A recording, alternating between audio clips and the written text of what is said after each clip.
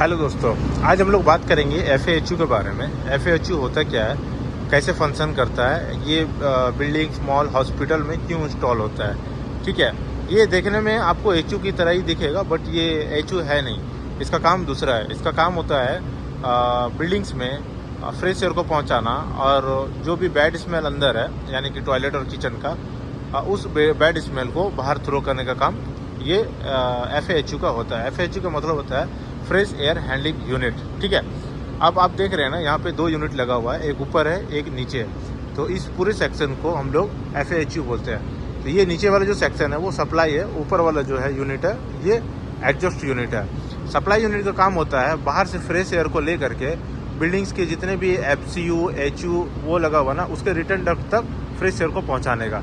ठीक है, ताकि ये ऑक्सीजन लेवल वहाँ पे मेंटेन हो। और ये ऊपर वाला का काम है, एडजस्ट का काम होता है कि जो भी किचन या टॉयलेट का जो बैड स्मेल होता है उसको खींच करके बाहर थ्रो कर देना।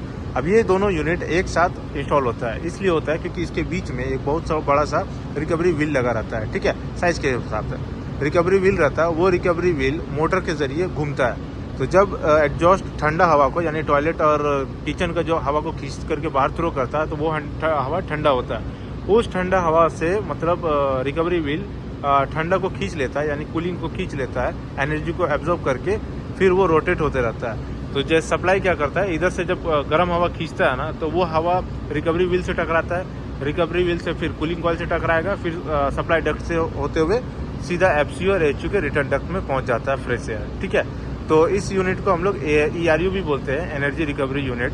ये एनर्जी को भी एब्जॉर्ब करता है और फ्रेश एयर को भी बिल्डिंग्स में पहुँचाता है। ये HVAC में आपका जो हीटिंग, वेंटिलेशन, एयर कंडीशनिंग होता है ना, उसमें जो वेंटिलेशन है वो वेंटिलेशन का काम FAHU का होता है। ठीक है, तो चलिए आप देखते हैं इसमें क्या क्या लगा हुआ है और क्या क्या पार्ट्स लगा हुआ है इसमें। ठीक है, चलिए ओपन करते हैं। तो अभी हम लोग इसका सारा सेक्शन ओपन कर लिए हैं। ठीक है, तो अभी हम लोग स्टार्ट करेंगे पहले सप्लाई साइड से। ठीक है, तो सप्लाई साइड में क्या क्या होता है। सप्लाई साइड में 2 फिल्टर लगा रहता है, एक प्री फिल्टर, दूसरा बैक फिल्टर। तो प्री फिल्टर को हम लोग हर वीक में क्लीन करते हैं बाय वाटर, बट जो बैक फिल्टर है वो क्लीनेबल नहीं होता है। ठीक है, उसको क्लीन नहीं किया जाता है। तो इसके बाद जो सेक्शन आता है वो होता है रिकवरी व्हील वाला। तो हम जैसे बताए थे ना, एडजस्ट और इसके बीच में जो रिकवरी व्हील लगा हुआ वो यहाँ पे लगा हुआ है। ठीक है, तो ये है इसका रिकवरी व्हील। रिकवरी व्हील का काम क्या होता है, ये इसका रिकवरी व्हील है, आधा इसमें है और आधा ऊपर है।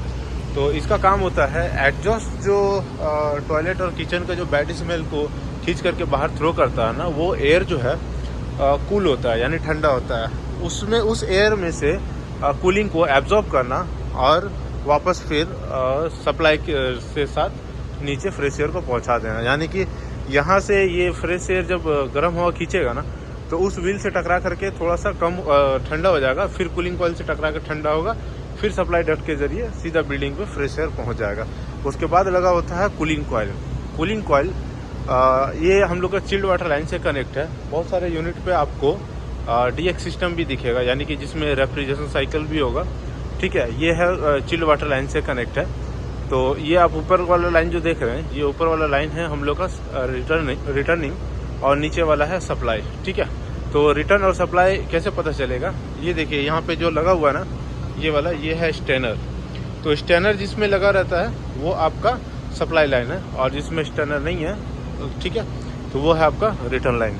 तो सप्लाई लाइन में क्या है, स्टैनर है और थर्मोस्टेट है और गेज लगा हुआ है। ठीक है, और रिटर्न में देखिए वहाँ पे जो रेड कलर का देख रहे हैं ना, उसको बोलते हैं ऑटोमेटिक एयर वेंट। ठीक है, तो उसका काम होता है कि अगर मान लीजिए चिल वाटर लाइन पे कहीं पे भी अगर एयर ट्रैप हो जाए, तो वो एयर को रिलीज करना पड़ता है, तो वो ऑटोमेटिक रिलीज हो जाता है। क्योंकि अगर रिलीज नहीं करेंगे एयर ना, तो एयर ट्रैप होने का डर रहता है, जिससे हम लोग का चिल्ड वाटर रिसाइकलिंग कंप्लीट नहीं हो पाता है। ठीक है, उसके बाद जो में है गेज है, प्रेशर गेज, फिर थर्मोस्टेट है टेम्परेचर के लिए, रिटर्न टेम्परेचर के लिए, और ये है हम लोग का बटरफ्लाई वॉल। इसको बटरफ्लाई वॉल बोलते हैं। तो बटरफ्लाई वॉल इसलिए लगा हुआ है क्योंकि एक इधर है, एक यहाँ पे है। ये मेंटेनेंस के लिए लगता है। कभी भी मान लीजिए एक्चुएटर चेंज करना हो पूरा, तो दोनों बटरफ्लाई वॉल को बंद करके फिर एक्चुएटर को हम लोग चेंज करेंगे। उसके बाद ये है 2 वे एक्चुएटर। ठीक है, ये दूसरे, उसके बाद लगा हुआ है DRV। DRV मतलब होता है डबल रेगुलेटिंग वॉल। ठीक है, ये प्रेशर को एडजस्टमेंट के लिए हम लोग यूज़ करते हैं। अब वो जो सामने पॉइंट देख रहे हैं ना, ये पॉइंट होता है, हम लोग कभी कभी इससे एयर पर्च करते हैं जब वो ये भी काम नहीं करता है ना, उसके बाद हम लोग इसको यूज़ करते हैं अगर वो काम ना करे तो। और यहाँ से कभी अगर हम लोग एक्सपेंशन टैंक सही से पानी को फिल नहीं कर पाता तो उस वक्त हम लोग यहाँ से चिल वाटर में पानी फिल करते हैं, ठीक है। अब इसके बाद जो सेक्शन आता है वो होता है मोटर और ब्लोअर सेक्शन। तो मोटर और ब्लोअर सेक्शन में ये देखिए यहाँ पे ये है इसका मोटर और ब्लोअर सेक्शन। मोटर और ब्लोअर सेक्शन में मोटर होता है, ब्लोअर होता है। जो मोटर ब्लोअर को घुमाता है उससे सपोर्ट में पुल्ली के साथ कनेक्ट होता है। ये इसका पुल्ली है, ये मोटर का पुल्ली है और वो ब्लोअर का पुल्ली है। उसके साथ जो कनेक्ट होता है वो बेल्ट के साथ। तो इसमें 3 बेल्ट लगा हुआ है, पुल्ली के साथ कनेक्ट है ब्लोअर को घुमाने के लिए, ठीक है।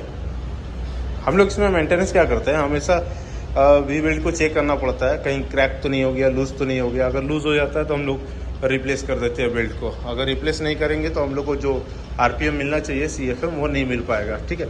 अब ये रहा इसमें मेंटेनेंस। ब्लोअर का क्या होता है, ये इसका ब्लोअर का बेरिंग है।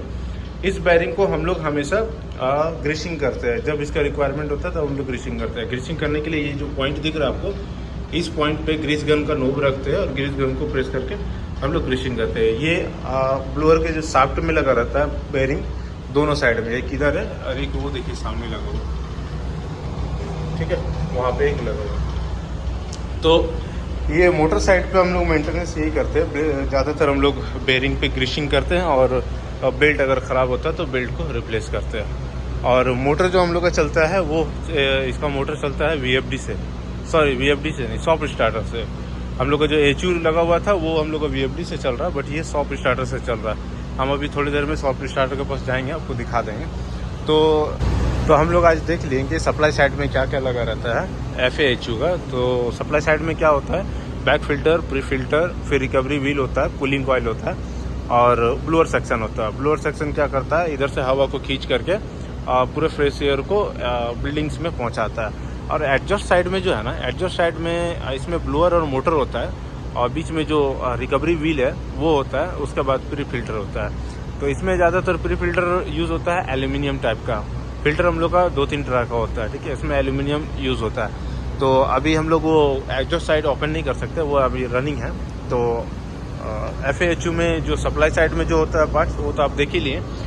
FAHU का बस यही काम होता है कि रूम में फ्रेश एयर को मेंटेन करना, यानी कि इधर से फ्रेश एयर देना और अंदर से जो भी बैड स्मेल्स हो उसको निकाल के बाहर थ्रो कर देना, ठीक है। तो ये HVAC में बहुत ही इम्पोर्टेंट यूनिट होता है।